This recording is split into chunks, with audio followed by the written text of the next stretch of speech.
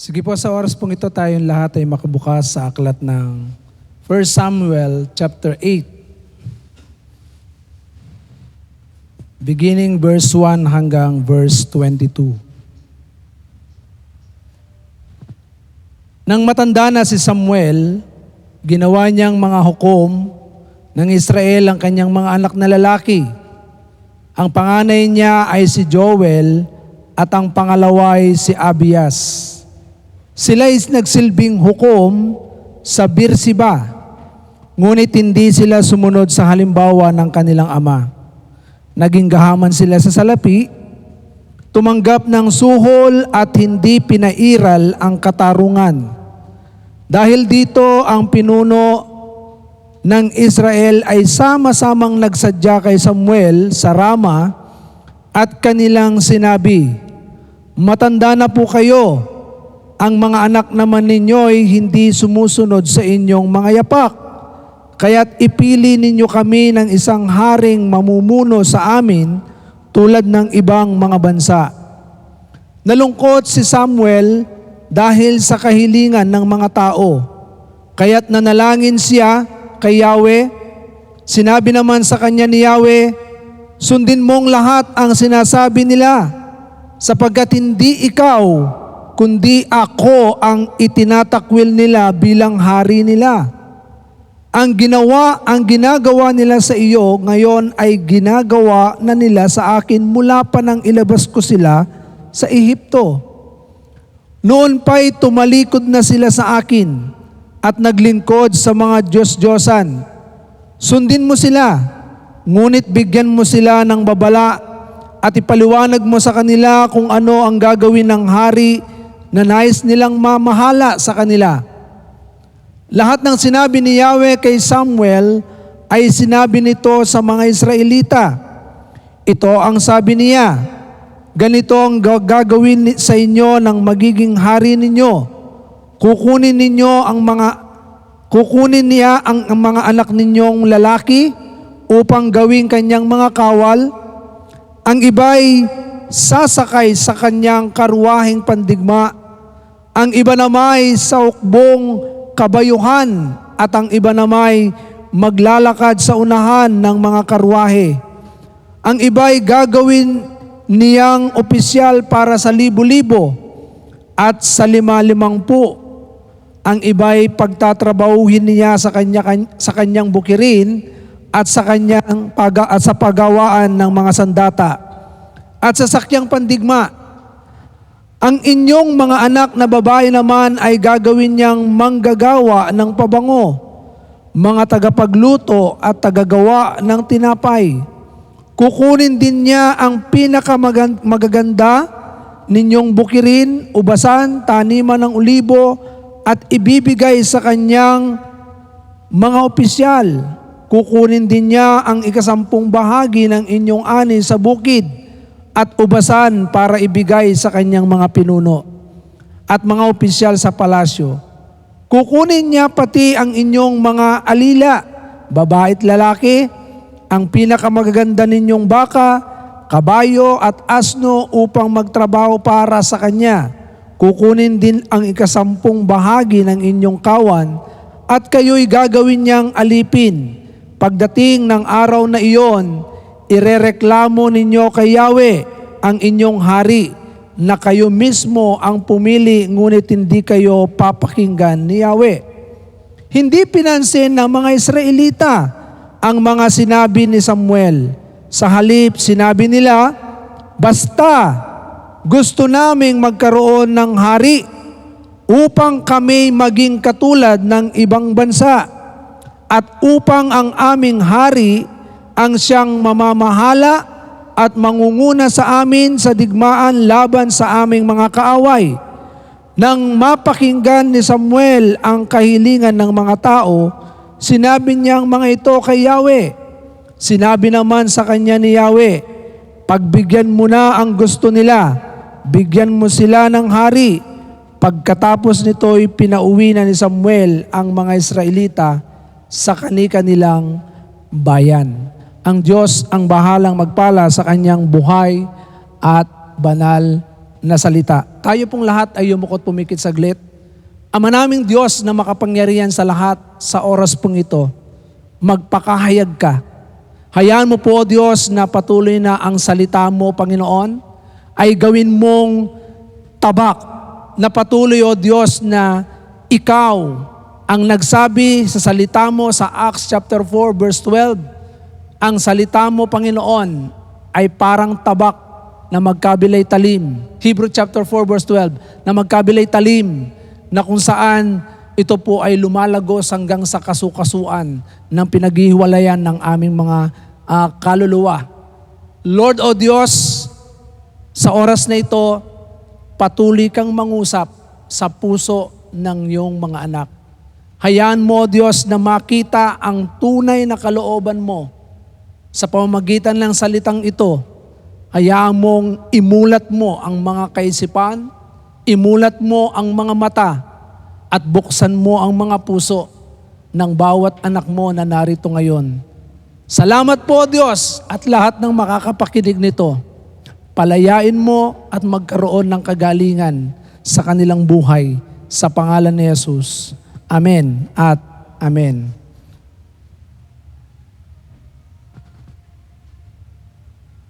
Sa ating binasa ngayon ay makikita po natin ang salita ng Diyos na nagpapahayag patungkol sa kalooban ng Diyos at ang kalooban ng tao. God's will versus man's will.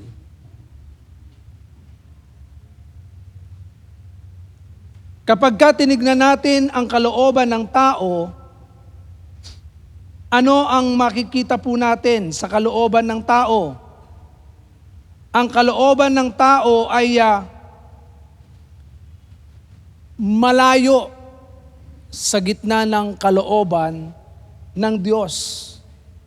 Sapagkat ang kalooban ng tao ay talagang mapapansin natin nakasalalay ito sa kanyang nature ng pagiging tao. What is the nature of man? Man's nature is a sinful nature. Kaya nga, kung ang tao ay patuloy na susundin niya ang kanyang kalooban at hindi ang kalooban ng Diyos, maaaring ikapahamak ng kanyang buhay.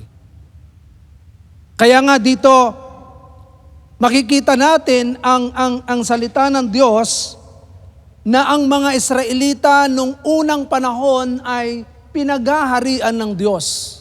Ang Diyos ang nangunguna, ang Diyos ang nagbibigay ng direksyon, ang Diyos ang nagbibigay sa kanila ng pagkain. Lalo na nung sila ay alisin dun sa Ehipto. At mapapansin natin na talagang iningatan, inalagaan ng Diyos ang mga Israel. Kaya nga dito, makikita natin ang kalooban ng ating Panginoon ay talagang kung babalikan natin yung kalooban ng Diyos, merong tatlong will na makikita natin sa binasa natin dito.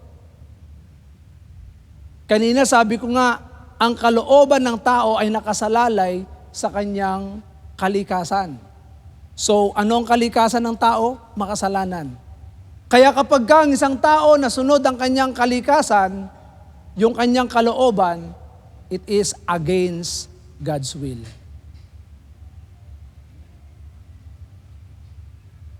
Napapahamak. At dito sa binasa po natin, tignan po natin yung unang kalooban ng Diyos. Unang kalooban ng Panginoon ay makikita natin yung the intentional will of God. Intentional will of God. Sa unang pagkakataon nung una ang Diyos sa kanyang pangunguna sa mga Israel, nabanggit po rito, ay sinabi rito,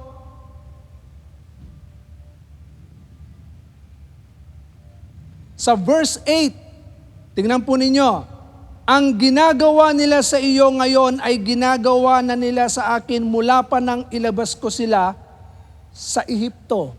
Mula pa nang ilabas ko sila sa Ehipto. Ano yung intentional will of God dito? Yung God's ideal purpose. Ang God's ideal purpose ay talagang maging maayos sila. Inilabas sila ng Panginoon sa Ehipto, sa pagkakaalipin sa mga Ehipto para maranasan nila yung pagiging malaya. Kaya nga yung intentional will of God ay makikita natin yung intensyon ng Diyos para maranasan yung, kung titingnan natin yung unang-unang nilikha ng Panginoon, ang the first creation, napakaganda. Ama?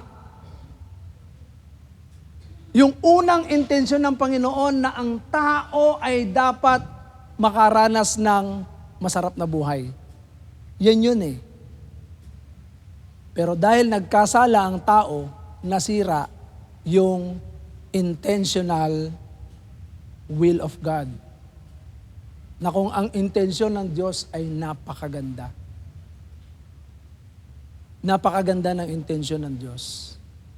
Kaya kapag malalaman natin yung intensyon ng Panginoon, tingnan ninyo nalungkot nga si Samuel Nalungkot si Samuel dahil ang mga Israel ay naghahanap ng hari. So tingnan nyo yung kalooban ng mga tao. Yung kanilang pagnanais. Ang nais nila ay magkaroon sila ng hari. Bakit? Kasi naiinggit sila sa ibang bansa. It is their nature. Ito yung will nila. Gusto nila magkaroon ng ibang hari katulad ng ibang bansa na meron namumuno sa kanila. Ang tingin nila maganda na namumuno sa kanila ay tao. Nakalimutan nila na Diyos na nga yung hari ng mga hari, yung namumuno sa kanila. Kaya nga dito, dahil nga ang mga tao sa kalikasan ng tao ay hindi nila maintindihan yung intentional will of God. Na kung saan napakaganda ng intensyon ng Diyos para sa tao.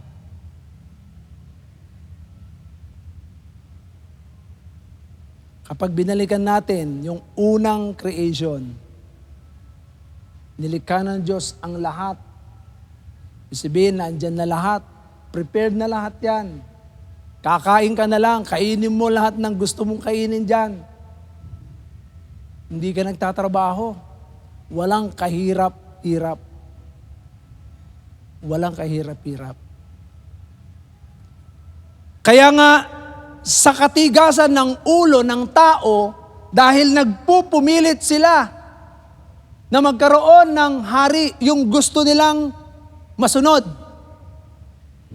Yun na yun. Dahil ang tingin nila, ito yung mas maganda. Dahil sila ay umiiral ang kalikasan ng tao. So pumasok dito yung permissive will of God. Permissive will of God. Pastor Tirso, pakisabihan mo nga sa baba.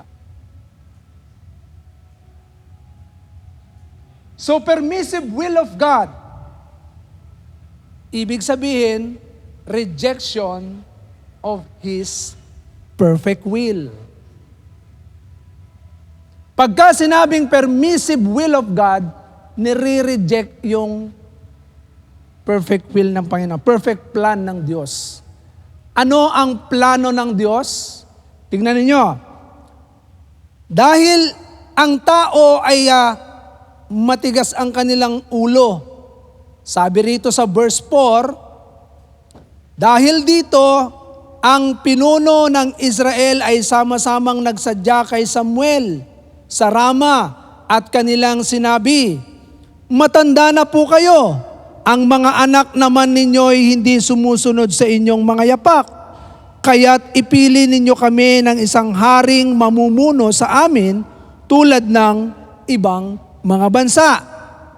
Nalungkot si Samuel dahil sa kahilingan ng mga tao, kaya't nanalangin siya kay Yahweh. Sinabi naman sa kanya ni Yahweh, sundin mo ang lahat ng sinasabi nila sapagkat hindi ikaw ang, pakinggan nyo maigi, sundin mong lahat ang sinasabi nila sapagkat hindi ikaw kundi ako ang itinatakwil nila bilang hari nila. Ang ginagawa nila sa iyo ngayon ay ginagawa na nila sa akin mula pa nang ilabas ko sila sa Ehipto. Noon pa'y tumalikod na sila sa akin at naglingkod sa mga Diyos-Diyosan. Sundin mo sila, ngunit bigyan mo sila ng babala at ipaliwanag mo sa kanila kung ano ang gagawin ng hari na nais nilang mamahala sa kanila. Tingnan ninyo, pagka permissive will, merong, ano yan? Anong meron? Pagka permissive, dahil matigas ang ulo ng tao, pagka permissive yan, merong babala ang Diyos na maaaring mangyari dahil ginusto mo yan. At hindi mo sinunod kung ano yung gusto ng Panginoon. Pero tingnan ninyo pakinggan nyo maigi yung sinabi ng Diyos kay Propeta Samuel. Sabi nyo, kasi si Propeta Samuel ay lingkod ng Panginoon. Lingkod ng Diyos. At siya ang hukom nung panahon na yon, at dahil nga matanda na siya, inilagay niya yung kanyang mga anak na maging hukom, subalit hindi lumakad sa yapak ni Propeta Samuel. Kaya nga dito ay talagang lalong naghangad ng mamumuno sa kanila bilang hari. At dito, nung marinig ni Propeta Samuel to ay nalungkot siya. At sinabi niya sa Diyos na ganito po, ganyan, ganyan, ganyan. Ang sabi ng Diyos, yung ginagawa nila sa iyo, hindi ikaw yan. Sa akin nila ginagawa. Nakuha po natin, kapag sa lingkod ng Panginoon ay you reject kung ano yung sinasabi ng lingkod ng Diyos, you are rejecting God.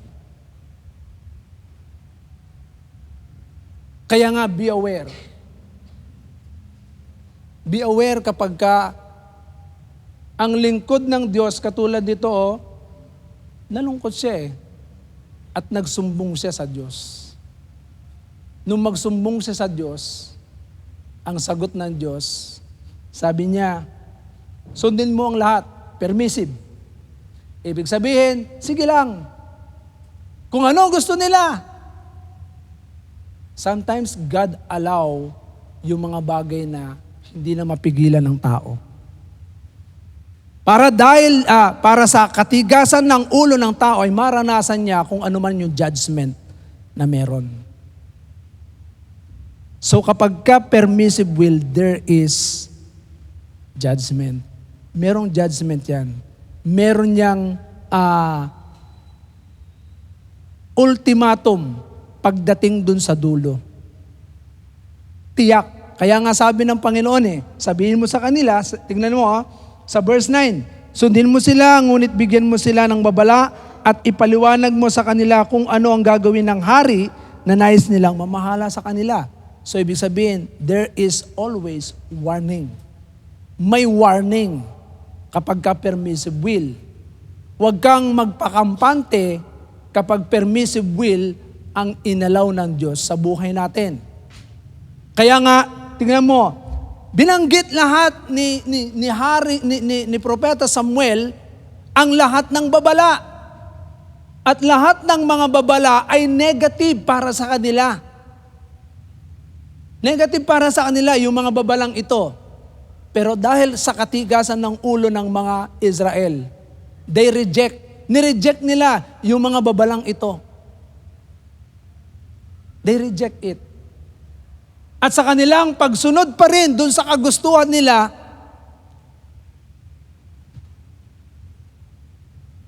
Sabi ng Diyos, sige, bigay mo. So always remember, kapag ka pinilit natin kung ano yung gusto natin, at ito ay labag sa kalooban ng Panginoon, tandaan natin, kapag permissive will, there is always consequences doon sa permissive will of God. Lagi niyong tatandaan, there is always a warning. May warning yan. Kaya nga sa buhay natin, katulad nito, ano ang nangyari sa kanila? Tingnan po ninyo, yung babala ng Diyos, sabi niya sa verse 18, pagdating ng araw na yon, irereklamo ninyo kay Yahweh ang inyong hari na kayo mismo ang pumili, ngunit hindi kayo pakikinggan ni Yahweh. So merong,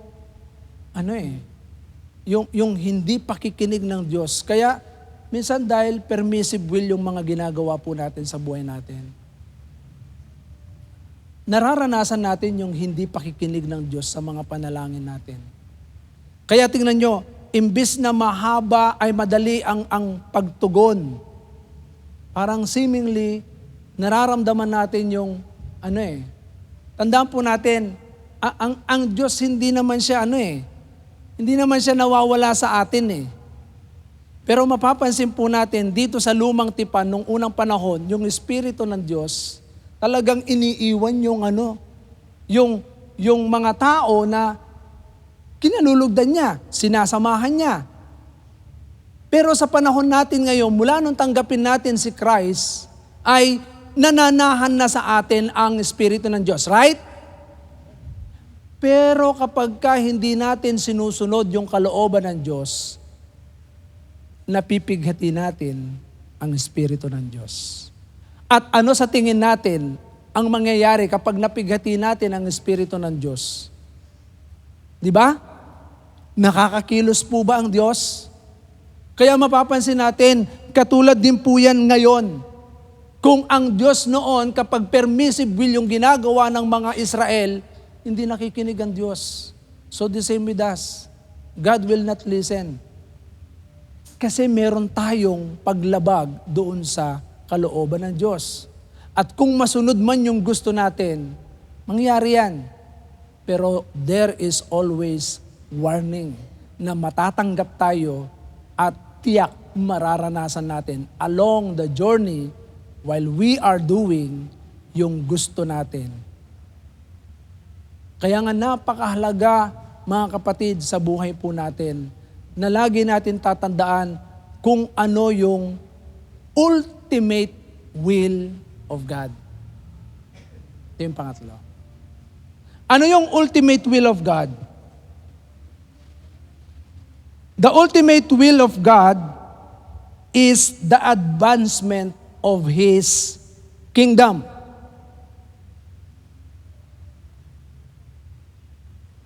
Sa Daniel chapter 2 verse 44, ano ang sinasabi rito? Sa Daniel chapter 2 verse 44. Daniel chapter 2 verse 44. Sa panahon ng mga haring iyon, ang Diyos sa kalangitan ay magtatatag ng isang karyang hindi may babagsak kailanman, ni masasakop ni numan. Dudurugin nito at ganap na wawasakin ang iba pang kaharian at mananatili ito magpakailanman.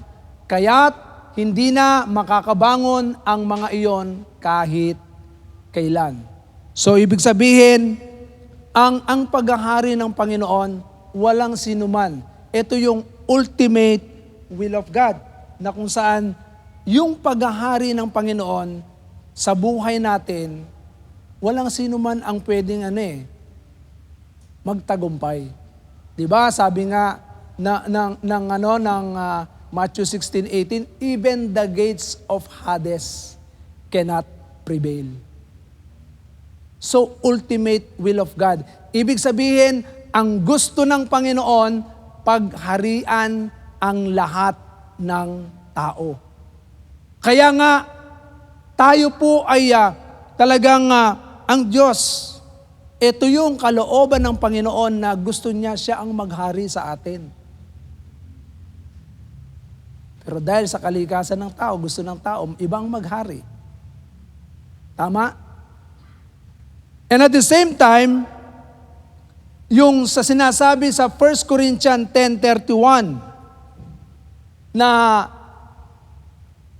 yung ultimate will ng Panginoon, ang gusto niya ay mag-glorify ang kanyang pangalan sa buhay natin. While God is reigning us. Yung paghahari ng Panginoon. Kaya kapag ang isang tao ay pinaghaharian ng Diyos, tandaan po natin, ang ultimate will of God, gusto niya na malwalhati siya palagi. Pero kapag hindi natin pinararangalan ng Diyos, alam niyo, simpleng mga pagkakamali lang, minsan hindi natin to pinapansin. Simple disobedience leads to destruction. Yung maliit lang na disobedience, nagdudulot ito ng distraction sa atin. Kaya nga mapapansin natin, ang hirap makabalik kapag tayo po ay nagkamali. Bagamat tayo ay nabubuhay sa biyaya. But sometimes, yung biyaya ng Diyos ay masyadong na-abuse. Yes, we are living in God's grace. Sa biyaya ng Diyos tayo ay nabubuhay. Pero sometimes, tayo po ay inaabuso ang biyaya ng Panginoon. Totoo na mabiyaya tayo. Tayo ay nabubuhay sa biyaya ng Diyos. Pero tandaan natin, lagi nating iisipin, simpleng bagay lamang ay hindi natin masunod. Tandaan po natin, sabi ng Biblia, ang taong nakakaalam ng katotohanan at hindi ito sinusunod,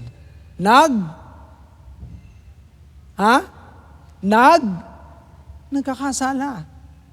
Alam mo na yan, yun yung katotohanan eh. Pero bakit hindi natin sinusunod? Kasi nga, ayaw natin gawin.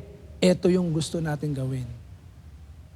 Kaya malinaw ang sinasabi ng ating Panginoon.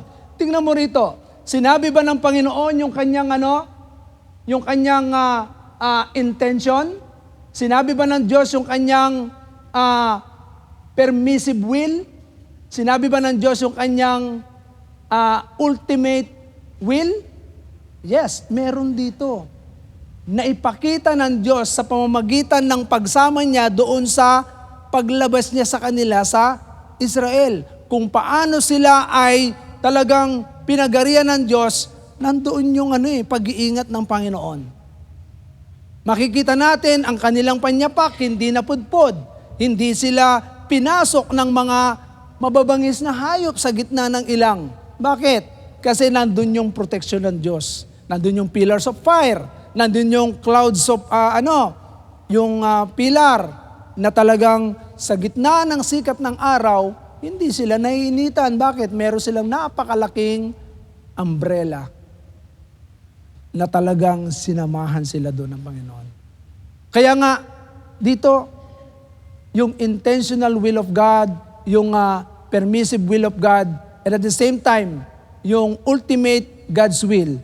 Lastly, doon sa ultimate God's will ay makikita natin dito na yung pagliligtas ng Diyos. Pero mo dito sa Israel, gusto ng Panginoon iligtas sila.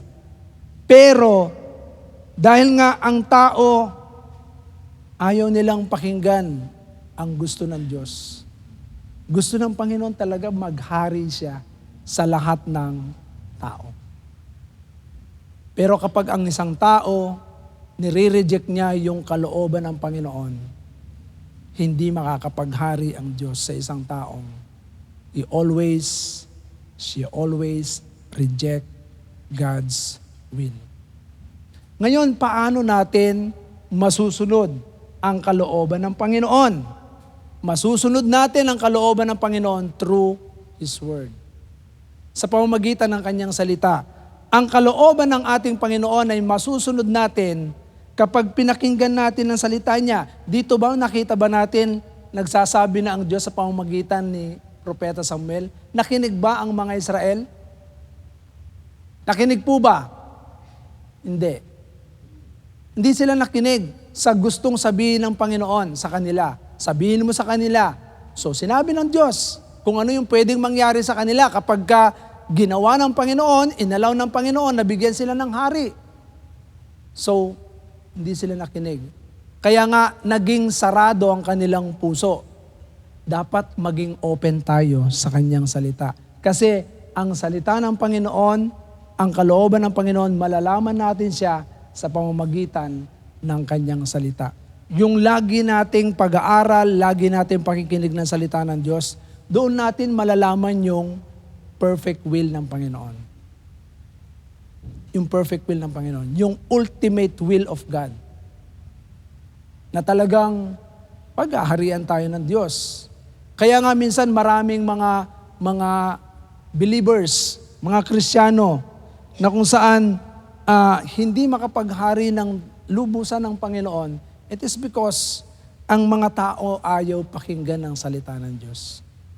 Subukan ninyo, yung mga taong hindi nakikinig ng salita ng Diyos, they don't know the will of God. Hindi nila alam. Kasi bakit? They believe, they listen to their own voice. Kasi the Word of God is the voice of God. Kaya nga, kapag binabasa, pinakikinggan ng tao ang salita ng Diyos, doon natin nalalaman ang kalooban ng Diyos. Amen po ba? Pangalawa, circumstances. Mga kapatid, sa mga circumstances ng buhay natin, doon natin malalaman yung kalooban ng Panginoon. Amen po ba? May mga circumstances along the way, mangyayari yung mga bagay na yon, ibig sabihin niyan, hinahadlangan ka na ng Diyos doon sa gitna ng huwag ka nang tumuloy. Amen po ba? And lastly, yung mga right person na kung saan dapat na magsalita sa atin. Sino yung right person na dapat magsalita sa atin? Yung God's chosen people. Yung pinili ng Diyos. Yung mga lingkod ng Panginoon, katulad ni Propeta Samuel. Nireject na nila si Propeta Samuel. Sabi ng mga tao, matanda ka na. Kaya bigyan mo kami ng hari. So ang hinihingi nila ay hari na katulad ng ibang bansa. Mga kapatid, ang mga tao merong ugaling gaya-gaya po tumayo. Paglaki buhaya. Gaya-gaya po tumaya, paglaki buhaya, sabi nga ng mga naglalaro.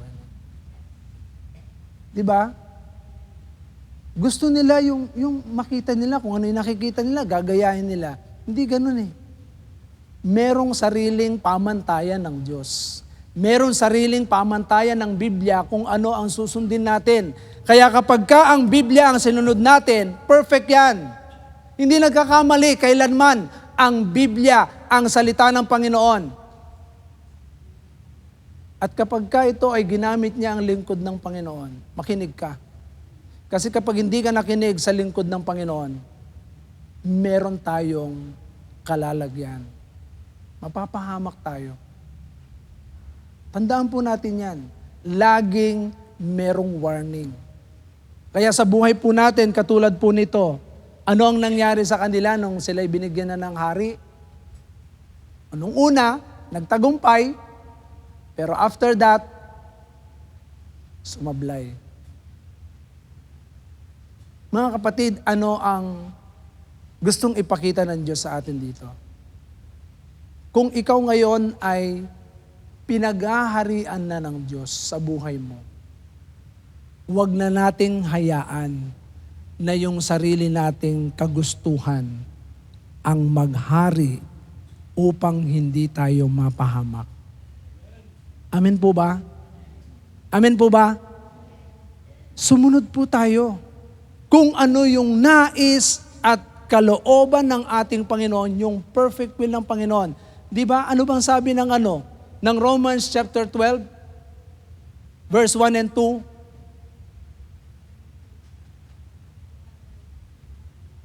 Ano sabi ng Romans chapter 12, verse 1 and 2? Kaya nga mga kapatid, alang-alang sa masaganang habag ng Diyos sa atin, sa bagong tipan po ito. Ito pong binasa natin kanina ay lumang tipan. Pero kapag ka malaman mo ang kalooban ng Panginoon, ito yon, na kung saan maparangalan natin ang Diyos, maluwalhati natin ang Diyos, at ang Diyos ay maghari sa atin ng lubusan.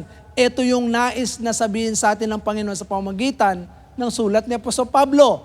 Kaya nga mga kapatid, alang-alang sa masaganang habag ng Diyos sa atin, ito po yung habag ng Diyos sa atin. Kahit na hindi tayo karapat-dapat na bigyan ng awa, ng biyaya, pero dahil masagana ang habag ng Diyos, pinagkalooban pa rin tayo ng Diyos, ng kanyang pag-ibig. Kaya nga sabi ni Apostol Pablo, ako'y nakikiusap sa inyo, na ialay ninyo ang inyong mga sarili bilang handog na buhay, banal at kalugod-lugod sa Diyos. Ito ang karapat-dapat na pagsamba ninyo sa Diyos. Verse 2, huwag na kayong makiayon sa takbo ng mundong ito. Mag-iba kayo sa pamamagitan ng pagbabago ng inyong pag-iisip upang maunawaan ninyo ang kalooban ng Diyos. Mga kapatid, itong isip natin, sobrang malikot. Sobrang malikot ang pag-iisip natin. Tandaan natin, upang matumbok, upang masunod natin ang kalooban ng Panginoon sa buhay natin,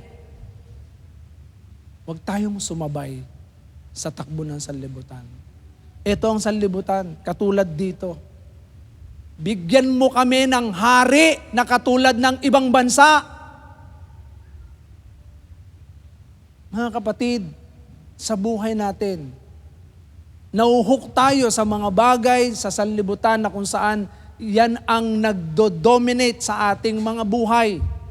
Kaya nga hindi makapaghari ang Diyos dahil nga nadodominate ng mga bagay sa sanlibutan ang ating mga puso, ang ating mga isip, na kung saan ito yung nais ng Panginoon. Pero anong nangyayari? Pansinin ninyo, sa panahon ngayon,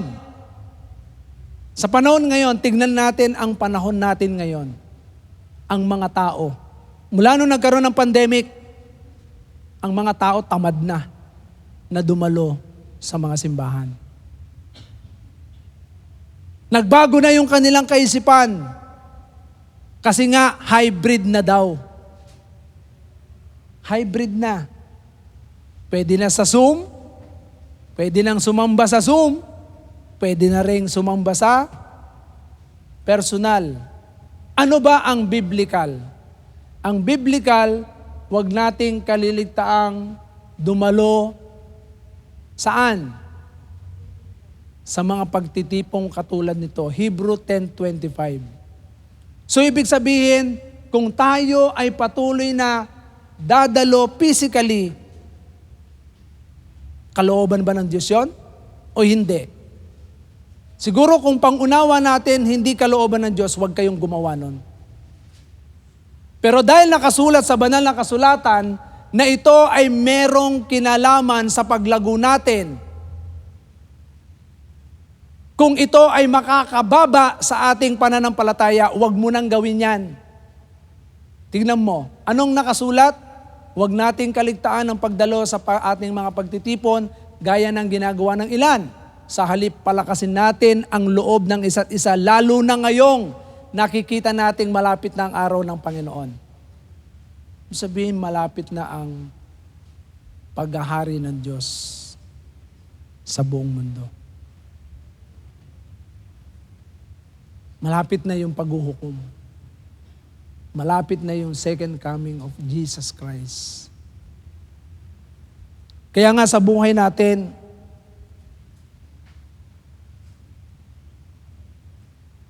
kung gagawin po natin na sumunod lamang sa kalooban ng Panginoon, ang Diyos ay malulugod. Pero kapag kalooban lamang natin ang sinusunod natin, tiyak, nalulungkot ang puso ng Diyos. Bagamat, God will allow kung ano yung gusto natin. Sa araw ng pagsamba,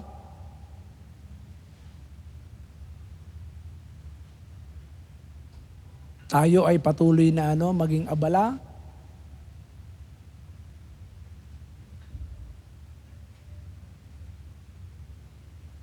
Habang sinasabi sa Biblia na ganito, dumalo kayo, ang tao lalong hindi dumadalo.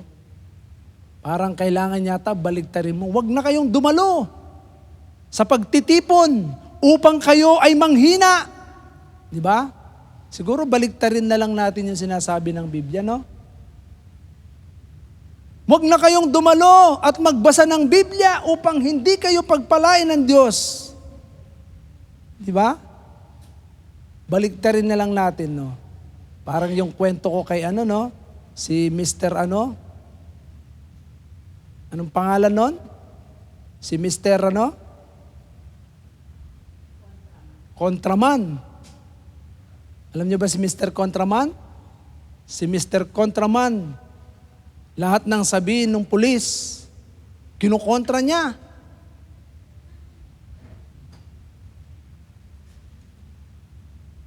Naisip ng pulis, baligtarin yung lahat ng sinasabi niya.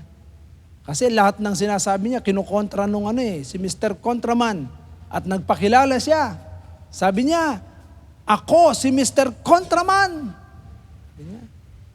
So naisip nung pulis na dahil may hawak siyang hostage, ay sabi niya, sige! Sabi niya, wag mong palayain yan. Ay hindi, sabi niya, wag mong saktan yan. Baligtad pala. Saktan mo, sabi niya. Mali pala ako. Saktan mo, sabi nung pulis. Hindi ko sasaktan ito, sabi niya. Nakita nung hindi daw niya sasaktan. Sabi niya, sige, itutok mo yung baril mo pa. Sabi niya, at iputok mo. Hindi ko itututok yung baril ko sa kanya. Aalisin ko yung baril ko. Di nung tinanggal yung baril. Sige, wag mong palayain yan. Hindi, palalayain ko siya. Umalis ka na. Ipinalaya niya. Si Mr. Contraman. Katulad nito. Di ba? Contraman ang mga tao. Ito gusto ng Diyos, ito gusto nila. Sabi ng Panginoon, ganito ang mangyayari sa inyo kapag kayo ay nakumuha ng hari. Tuwan-tuwa pa rin sila. Hindi! Gusto pa rin namin ng hari. Di sabi ng Panginoon, sige, bigay mo. Bigay mo. Mga kapatid, the lesson learned. Tandaan natin palagi, mas masarap kapag ito ay perfect will of God. Kasi makikita natin yung paghahari ng Diyos, yung ultimate will of God na talagang nag-glorify ang Diyos.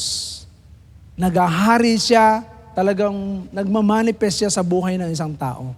Yan ang gusto ng Panginoon sa atin. Kaya kapag perfect will ng Panginoon, there is a blessing. Laging merong pagpapala yan. Maniwala kayo, kapag ka perfect will of God, pero kapag ka permissive will, tiyak, you will suffer. Magsasuffer tayo. Bagamat nangyari yan, pero magsasuffer tayo. Kaya, katulad nitong mga Israelitang ito, ano ang lesson na makikita po natin? Huwag nating ipagpilitan sa Diyos yung ating kagustuhan. Kundi hayaan natin na ang kagustuhan ng Diyos ang masunod sa atin. Di ba? Ang ating team, Spiritual Fervor, nung nakaraan, ang ating team ay Your Will Be Done. So ngayon, spiritual fervor. Ano ang sabi ng spiritual fervor? Letter F, focus. Empower. Realignment. Yung mind and heart natin, ma-realign through the Word of God. Valiant leaders. Pag na-realign tayo, nag-focus tayo, na-empower tayo, saan tayo may empower? May empower tayo sa pakikinig ng salita ng Diyos. May empower tayo sa pag-aaral ng salita ng Diyos. May empower tayo sa prayer. Paulit-ulit na sinasabi sa atin, sama tayo sa prayer meeting. Sa susunod, sasabihin ko, wag na kayong sumama sa prayer meeting. Wag na kayong umattend sa prayer meeting. Kasi hindi maganda ang mag-pray. Nakakapanghina ang mag-pray. Diba? Mga kapatid, tandaan po natin, lagi nga sinasabi, prayer is the source of power. A prayerful Christian is a powerful Christian. Lalo na kapag ka ang leader ay laging nananalangin. Tignan po natin, yung nasasakupan niya, talagang mananalangin. Kaya nga, I know and I believe, sa oras pong ito ay kapag tayo po ay nagpailalim sa gitna ng kalooban ng Panginoon at hindi yung kalooban natin, hindi tayo matutulad sa mga Israelita na kung saan they choose to have a king katulad ng ibang tao. Ibang bansa.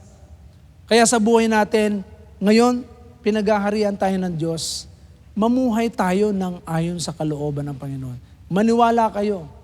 Ibang-iba. Lagi ko nga binabanggit, di ba? Sabi ko nga sa inyo sa Malakay chapter 2 verse 18, pakita natin, malaki ang kaibahan ng masama. Malakay 2:18. Malaki ang kaibahan ng masama at mabuti. Malaki ang kaibahan ng naglilingkod at hindi naglilingkod. 2:18. 3:18, sorry. 3:18.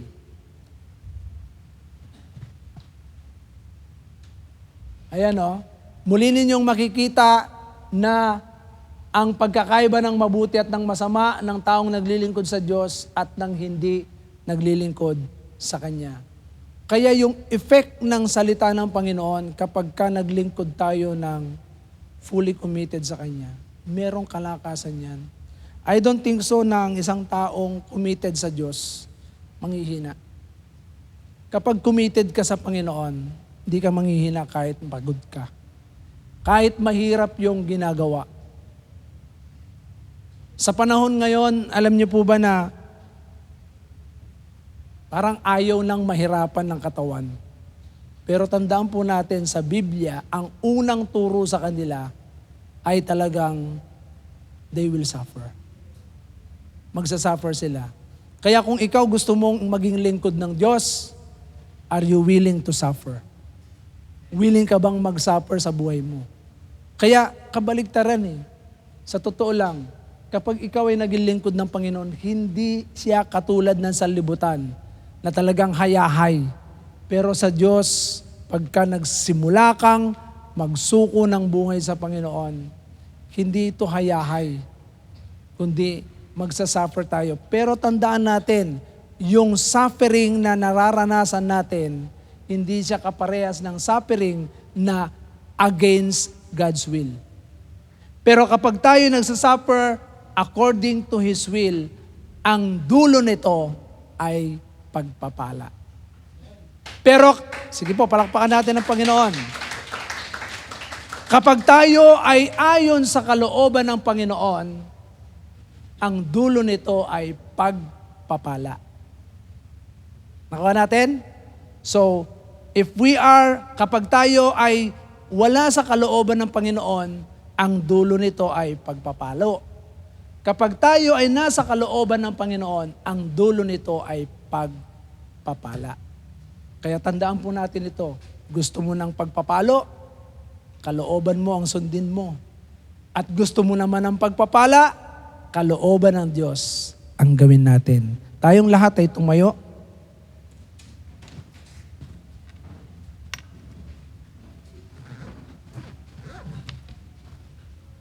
Kapatid, sa oras mong ito ay nais ng Panginoon na patuloy po nating pagarian ng Diyos sa ating buhay. Hindi yung kalooban natin, kundi kalooban ng Diyos. Habang tayo nakayukot nakapikit,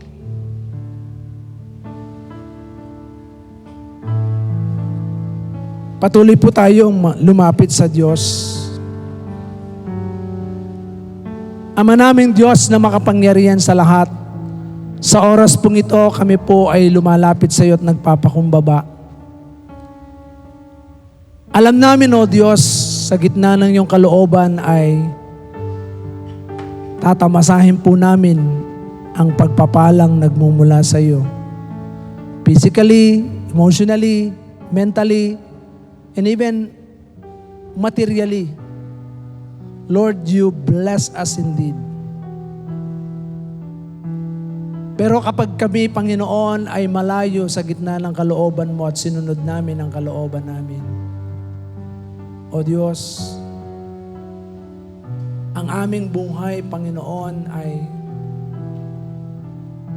makakaranas ng mga bagay na kung saan kawalan ng kapayapaan.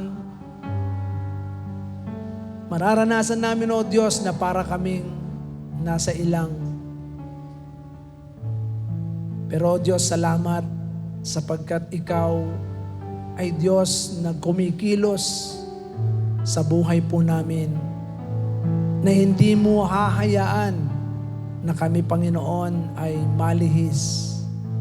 Katulad ng ginawa mo, Panginoon, sa krus ng Kalbaryo, isinugo mo ang iyong bugtong na anak upang sa krus ng Kalbaryo ay maranasan po namin ang kapatawaran, kapayapaan, at kaligtasan. At ang dahilan, Panginoon, kung bakit isinilang ka ay para maranasan namin ang buhay na ganap at kasiyasiya. Kaya sa oras na ito, Diyos, hiling ko po at dalangin na patuloy mong ituwid ang kalooban ng bawat isa. Hindi ang kalooban namin ang masunod, kundi ang kalooban mo. Lord, sa oras na ito, alisin mo, Panginoon, ang pagyayabang. Alisin mo, Panginoon, ang pagmamalabis sa iyong biyaya. Hayaan mo, Panginoon, patuloy na masunod ang kalooban mo lamang sa buhay namin. Patawad, O Diyos, kung paulit-ulit kami, Panginoon, na nagiging matigas ang ulo katulad ng mga Israelita. Katulad ng sinabi sa salita mo sa pamamagitan ni Apostol Juan, O Diyos, ang mga tunay na anak mo ay hindi nagpapatuloy sa pagkakasala. Kaya salamat po dahil kami, Panginoon, ay pinatawad mo na. At hayaan mong kami lalakad sa gitna ng kalooban mo upang pagharian mo, kami, Panginoon, ay magbigay ng mataas na papuri, kalwalatian sa pangalan mo. At patuloy na masunod ang iyong naisin. Salamat, O Diyos, pagpalain mo ang bawat isa. Ito po ang aming samot dalangin sa pangalan ni Jesus. Amen. Amen. Hallelujah. Patuloy po nating ideklara that we will not live with our own will, but rather we will live in God's will. Amen po ba? Amen. Patuloy po nating ibalik sa ating Panginoon ang lahat ng papuri. Let your kingdom come.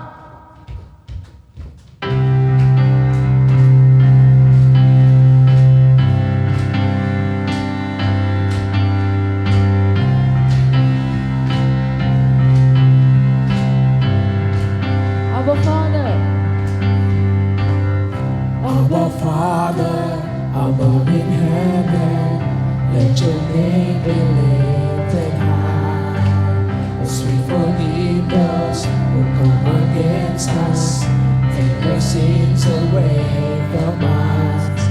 Thine is the kingdom, the power, and glory. Let your kingdom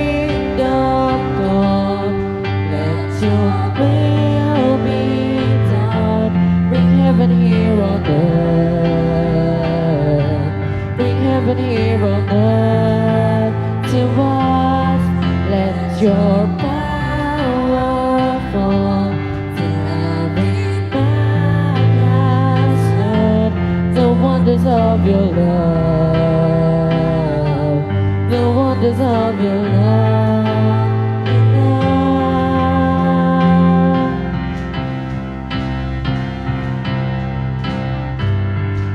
Our provider and our provider, Jehovah Jireh, pervading love on us. Never lead us into temptation, but deliver those you love.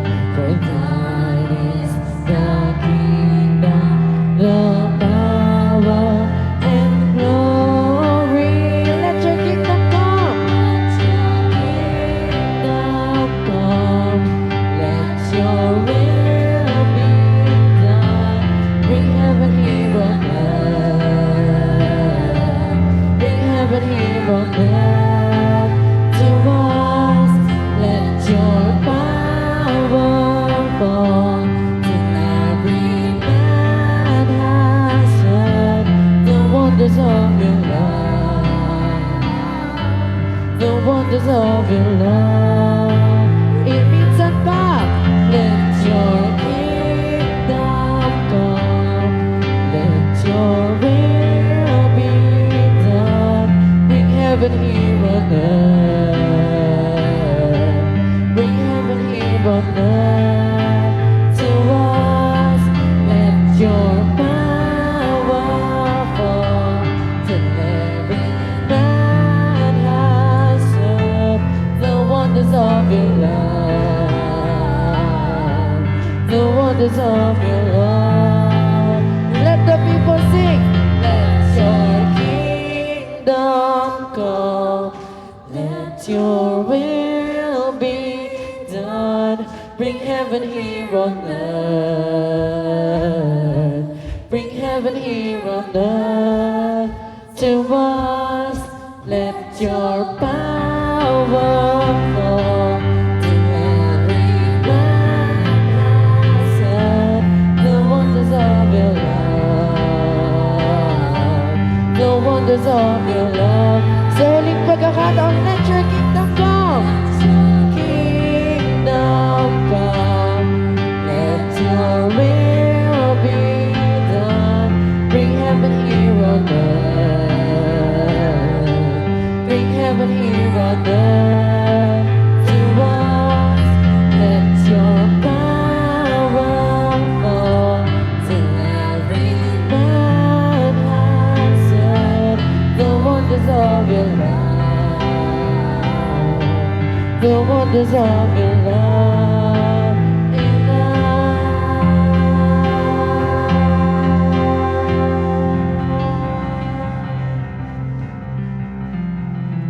Hallelujah. Sige po, tayo pong lahat.